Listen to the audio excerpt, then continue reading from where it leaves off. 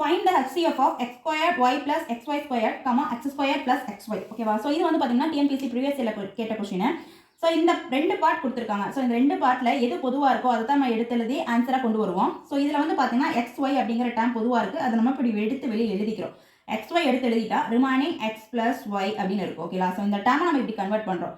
So இதில் எது காமனாக இருக்குது? எக்ஸுங்கிற ஒரு மதிப்பு காமனாக இருக்குது. அதை வெளியே எடுக்கிறோம். எக்ஸை வெளியே எடுத்துட்டா x ப்ளஸ் y அப்படிங்கிற டேம் கிடச்சிடும். ஓகேங்களா? ஸோ இப்போ ரெண்டில் எது காமனாக இருக்குது? இங்கே எக்ஸ் காமனாக இருக்குது, இங்கே எக்ஸ் காமனாக இருக்குது. இந்த 2 டேமில் எது பொதுவாக இருக்கோ அதை தான் நம்ம எடுத்து எழுதணும். இதில் எக்ஸ் காமனாக இருக்குது, இதில் எக்ஸ் காமனாக இருக்குது. ஸோ எக்ஸ் எழுதிக்கிறோம். இதில் எக்ஸ் ப்ளஸ் ஒய் காமனாக இருக்குது, இதில் எக்ஸ் ஒய் ப்ளஸ் இருக்குது. ஸோ ரெண்டுலேயுமே வந்துட்டு எக்ஸ் ப்ளஸ் ஒய்ங்கிற டேம் காமனாக இருக்குது. அதை வந்து நம்ம எடுத்து எழுதிக்கிறோம். ஓகேங்களா? ஸோ இங்கே ஒய் இருக்குது, பட் ஆனால் இங்கே ஒய் கிடையாது. ஸோ நம்ம HCF பொறுத்த வரைக்கும் எழுதக்கூடாது. LCF இருந்தால் மட்டும்தான் எழுதணும். ஸோ HCFல ஒய் இங்கே இருக்குது, ஆனால் ஒய் இங்கே இல்லை. நம்ம எழுதக்கூடாது. ஸோ ரிமைனிங் பொதுவாக இருக்கிறது எக்ஸ் தென் எக்ஸ் ப்ளஸ் ஒய். இந்த 2 டேமில் இது பொதுவாக இருக்கிறதுனால எடுத்து எழுதியாச்சு. Answer C, x into x plus y.